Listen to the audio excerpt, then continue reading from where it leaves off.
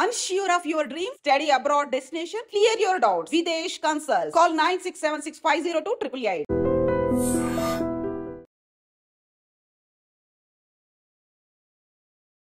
Namaste, welcome to iDream Social Spotlight with Kavita. Hyderabad లో ఒక దారుణం జరిగింది. కేసు వాదిస్తున్నారు అనే నెపంతో నిందితుడు ఒక లాయర్ ని హత్య చేశారు. కారణాలు ఏమున్నప్పటికీ ఈ మధ్య కాలంలో అడ్వకేట్లు, జడ్జిలు ఎందుకు వార్తల్లో నిలుస్తున్నారు? ఇలాంటి కేసుని ఎలా చూడొచ్చు? మనతో పాటుగా ఉన్నారు హైకోర్టు అడ్వకేట్ కాంపల్లి ఉదయకాంత్ గారు. ఉదయకాంత్ గారు, నమస్కారం అండి. నమస్కారం అండి. సో గతంలో మనకి ఇట్లాంటి ఇన్సిడెంట్స్ ఏమైనా ఉంటే డాక్టర్లు రోగులకి సరైన ట్రీట్మెంట్ ఇవ్వట్లేదు అని రోగుల బంధువులు అటాక్ చేసే చూసేవాళ్ళం. అది వరుసగా ఒక ట్రెండ్ లాగా కనిపించేది. హాస్పిటల్స్ కావచ్చు, క్లినిక్స్ కావచ్చు, ఐసీయూలో కూడా పేషెంట్స్ బంధువులు డాక్టర్ల మీద అటాక్ చేసేవాళ్ళు.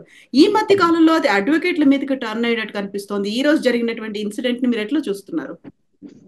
ఫస్ట్ ఆఫ్ ఆల్ నా తోటి మిత్రుడు ఇజ్రాయెల్ గారికి ఆయన ఆత్మ శాంతించాలని భగవంతుని ప్రార్థిస్తాను. వాళ్ళ కుటుంబానికి నా ప్రగాఢ సానుభూతి తెలియజేస్తాను. అదే విధంగా పూర్తి న్యాయ వ్యవస్థకి ఇది ఒక బాధాకరమైన విషయం కాబట్టి న్యాయ వ్యవస్థకు కూడా నా యొక్క సానుభూతి తెలియజేస్తున్నాను మేడం. ఏదేమైనప్పటికీ జరిగిన దుర్ఘటన మాత్రము ముక్త కంఠంతో న్యాయవాద సంఘం అంతా కూడా పూర్తిగా ఖండిస్తా ఉన్నాము.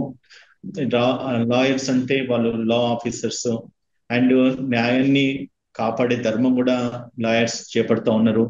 ఒక జడ్జెస్ గా వాళ్ళ డ్యూటీస్ ఎంత మటుకు వాళ్ళు డిశ్చార్జ్ చేస్తున్నారో, జడ్జ్ ను అసిస్ట్ చేస్తున్న ఒక కోర్ట్ ఆఫీసర్, ఒక లా ఆఫీసర్ గా కూడా అడ్వకేట్స్ ని సంబోధిస్తూ ఉంటారు.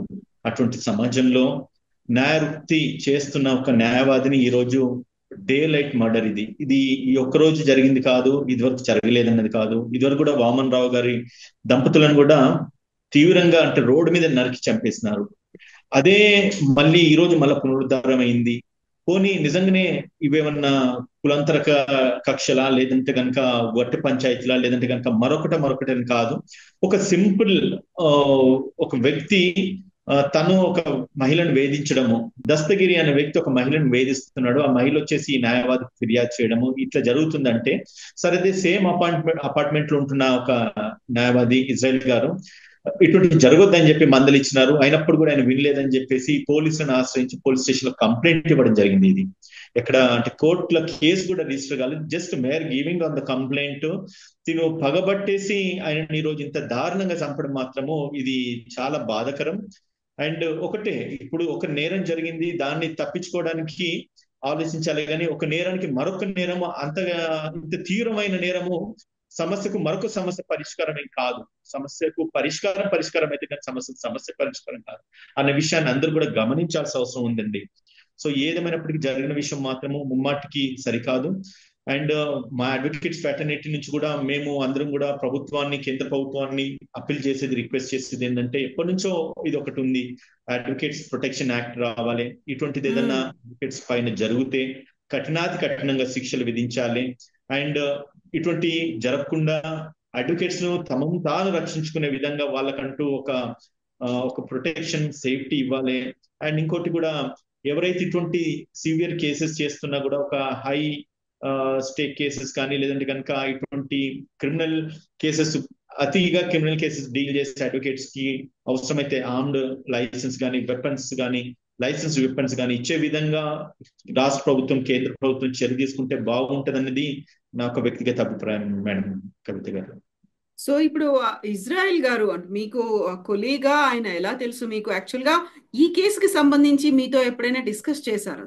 లేదండి. యాక్చువల్ గా ఇజ్రాయెల్ గారు న్యాయ వ్యవస్థలో న్యాయవాదులు అంటే ఒకరికొకరి పరిచయం ఉంటుంది, కేసెస్ లో కలుస్తుంటాము, ఒక్కోసారి మిత్రులం అవుతాము, ప్రతివాదులం అవుతాం, వాదులం అవుతాం. కానీ ఈయనకున్న ప్రామినెన్స్ ఏంటంటే ఈయన ఒక senior advocate and same time Rajasekhar Reddy గారి ప్రభుత్వంలో, అంటే నేను ఇప్పుడు Congress party legal cell vice chairman ఉన్నానన్న విషయం మీ అందరికి తెలిసిందే. రాజశేఖర్ రెడ్డి గారు కాంగ్రెస్ పార్టీ ప్రభుత్వంలో ఆయన ఫుడ్ కార్పొరేషన్ చైర్మన్ గా వ్యవహరించినారు. అదే విధంగా జెడ్పీటీసీగా కూడా ఆయన ప్రాతిపద్యం వహించినారు, ఆయన పోటీ చేసినారు. అంతేకాకుండా ఒక eminent advocates one of the best advocate అని కూడా చెప్పుకోవడానికి ఉంది. మా మిత్ర బృందం అందరం కూడా కలిసి ఉంటాము. అటువంటి వ్యక్తిని కోల్పోవడం ఒక రకంగా బాధాకరమైనప్పుడు కూడా, సరే జరిగిన దాన్ని మాత్రం మనం మళ్ళీ తిరిగి తీసుకురాలేము. కాకపోతే ఇటువంటి మరొకసారి జరగొద్దు. జరగడం వల్ల వాళ్ళ కుటుంబం ఈ రోజు కూడా ఎంతో మనోవేదన గురైతా ఉన్నది. ఆయన కూతురు మేడం మాట్లాడుతున్నది నేను వినున్నాను. జరిగిన స్టోరీ అంతా కూడా నరేట్ చేసింది. దాంట్లో ఎటువంటి అడ్వకేట్ కి ఎటువంటి ఇన్వాల్వ్మెంట్ లేదు. అండ్ ఈయన చేసిన మేజర్ మిస్టేక్ కూడా ఏం లేదు ఇక్కడ. జస్ట్ జరిగిన ఇన్సిడెంట్ మందలించేసి ఇది జరగొద్దు అంటే, ఒక మహిళను వేధించడం తప్పు, లేదంటే కనుక ఇటువంటి దుశ్చర్యలు పాల్పడద్దు అనేసి అన్నందుకు ఏదైనా ఉంటే నువ్వు నన్ను చంపదెబ్బ కొట్టాను, నువ్వు సరి చేసుకోవాల్సింది, కానీ ఇంత పోలీస్ స్టేషన్కి వెళ్లాల్సిన పరిస్థితి ఎందుకు తీసుకొచ్చిందని చెప్పేసి 4 రోజుల నుంచి ఆయన ఇంటి దగ్గర కాపు కాసేసి, ఎప్పుడైతే ఈ రోజు మార్నింగ్ తను వాకింగ్కి వెళ్తున్నప్పుడో లేకపోతే వస్తున్నప్పుడో పూర్తి వివరాలు బయటికి రాలేదు. ఆ మార్నింగ్ వెళ్తున్న సమయంలో ఆయన కాపు కాసి 4 రోజుల నుంచి కాపు కాసి ఈ రోజు అతి దారుణంగా నరికేసి చంపడం మాత్రం చాలా బాధాకరం మేడం. అది మంచిది. ఒక మహిళ బాధితురాలి పక్షాన్ని నిలబడడం, జరిగింది తప్పు అని మందలించడం, ఆ కేసుని కంప్లైంట్ చేయడం, వాదించడానికి కూడా రెడీ అవడం, ఇదే కదా ఇజ్రాయెల్ గారు చేసినటువంటి తప్పు. ఇది అంత దూరం కూడా వెళ్ళలేదు. ఆయన చేసిన ఒక మంచి పనికి సరే ఏదన్నా ఉంటే పోలీస్ స్టేషన్ పిలిచి మందలిస్తే సరిపోతుందన్న ఒక ఉద్దేశంతో, ఎట్లా చెప్తే వింటలేడు కదా అని చెప్పేసి పోలీస్ స్టేషన్ లో జస్ట్ కంప్లైంట్ కూడా ఇవ్వడం జరిగింది. ఆయన మీద ఎటువంటి ఎఫ్ఐఆర్ కూడా రిజిస్టర్ అయినట్టుగా ఇన్ఫర్మేషన్ ఏం బయటికి రాలేదు. అంటే ఒక మానవత దృక్పథంతోనే ఒక అడ్వకేట్ చేసిన ఒక చిన్న ప్రయత్నం, ఒక మంచి ప్రయత్నం, ఆ వ్యక్తిని సరి చేయాలి, మరొక కుటుంబము అన్యాయం అయిపోవద్దు, భార్య భర్తల మధ్యలో ఎటువంటి మనస్పర్ధాలు రావద్దు.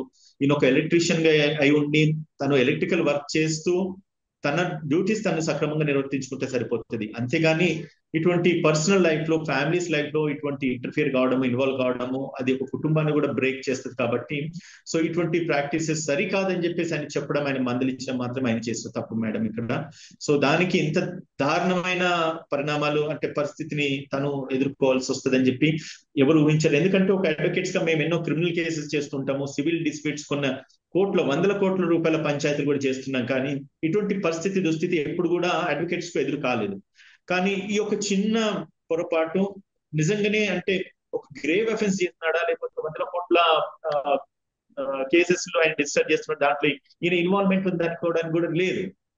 ఒక కుటుంబం బాగుండాలి, ఒక వ్యక్తిని మందలిచ్చే విధంగా ఆయన చేసిన ఒక చర్యకు ఒక ప్రాణాలు పోయే పరిస్థితి ఏర్పడిందంటే ఇది చాలా బాధాకరం కవిత గారు. ఇప్పుడు రాజకీయ కక్షల్ని చూస్తూ ఉంటాం, మనం ఆర్థిక పరంగా జరిగేటువంటి నేరాల్ని చూస్తుంటాం, వ్యక్తిగతంగా పెంచుకున్నటువంటి ఆగ్రహావేశాలు, కక్షలు, వాటన్నిటి నేపథ్యంలో జరిగేటువంటి హత్యలు అది వేరే ఉంటాయి.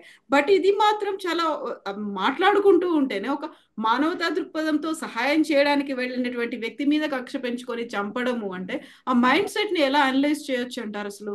మేడం కొన్ని ఏంటంటే మనిషికి సైకలాజికల్ డిసార్డర్స్ కొన్ని ఉంటాయి అండ్ ఇమోషనల్ థాట్స్ కొన్ని ఉంటాయి. ఇవన్నిటిని బ్యాలెన్స్ చేసుకున్నప్పుడే ఎవరైనా ముందుకు వెళ్ళగలుగుతారు, బ్రతకగలుగుతారు, సమాజంలో రాణించగలుగుతారు.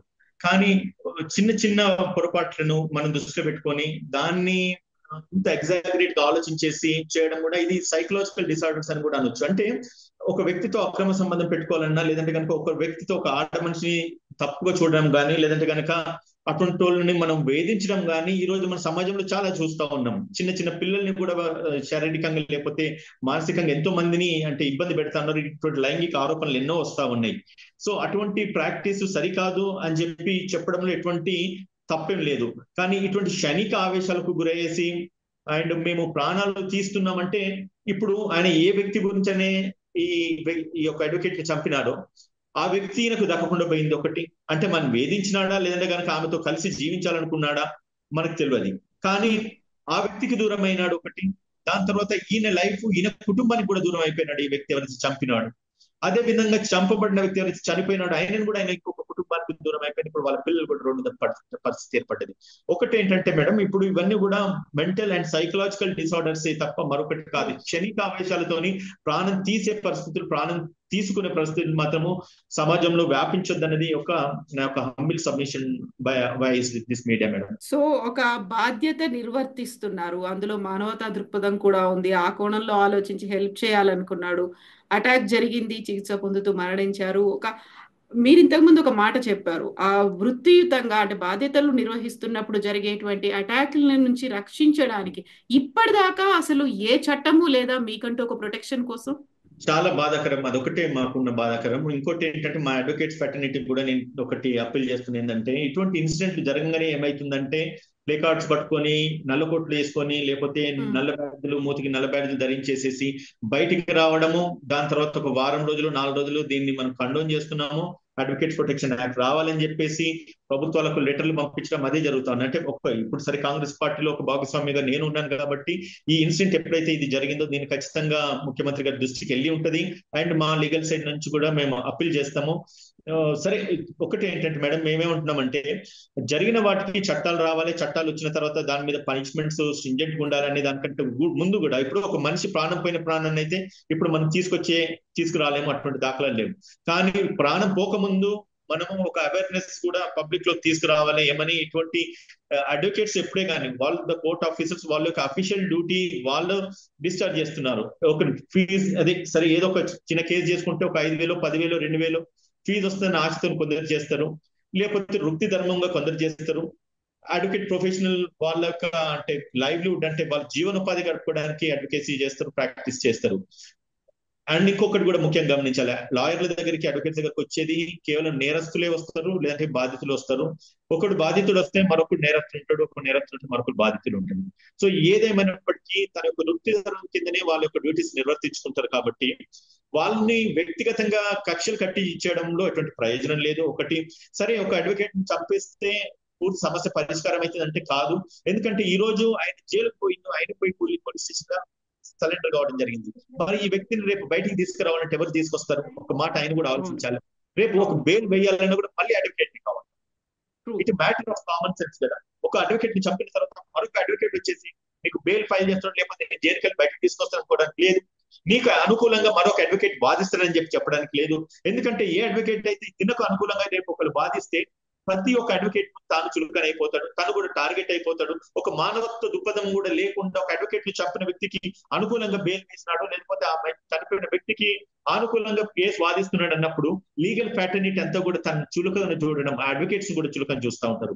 సో ఈ ఫోరం ద్వారా ఈ మీ మీడియా ఛానల్ ద్వారా నేను కూడా అప్పీల్ చేస్తున్నది ఏంటంటే ఇటువంటి అడ్వకేట్స్ మీద దాడి చేసిన వాళ్ళకి ఎటువంటి అడ్వకేట్స్ కూడా వాళ్ళకి కనీసం బెయిల్ పిటిషన్ కూడా ఫైల్ చేయదు, వాళ్ళ కేసులు కూడా తీసుకోవచ్చు. నిజంగా కనుక ఏ అడ్వకేట్ కి అయితే మనస్సాక్షి ఉన్నదో, నిజంగా ఒక న్యాయవాదిలో కొనసాగాలనుకుంటున్నారు, అటువంటి వాళ్ళు ముక్త కంఠంతో ఖండించడమే కాకుండా ఇతనికి బెయిల్ కూడా వేయకుండా కఠినంగా వ్యవహరిస్తే తప్ప ఇటువంటి వ్యక్తులు మారని చెప్పి తెలియజేస్తారు. ఎస్ ఉదయకాంత్ గారు, థ్యాంక్ యూ సో మచ్ అండి ఫర్ యువర్ రెస్పాన్స్. అండ్ నిజంగానే రక్షణ కల్పించాల్సినటువంటి అవసరం ఉంది. అండ్ బాధ్యతాయుతంగా వ్యవహరించడానికి కూడా కొంచెం ఒక ఆలోచించాల్సినటువంటి పరిస్థితి, వెనకడుగేయాల్సినటువంటి పరిస్థితి ఈ రోజు జరిగినటువంటి సిచ్యువేషన్ తో వచ్చింది. మీరు చెప్పినట్టుగా ఒక ప్రొటెక్షన్ ఉండాలి, ఎట్ ద సేమ్ టైం ఆలోచనలో కూడా మార్పు రావాల్సిన అవసరం ఉందండి.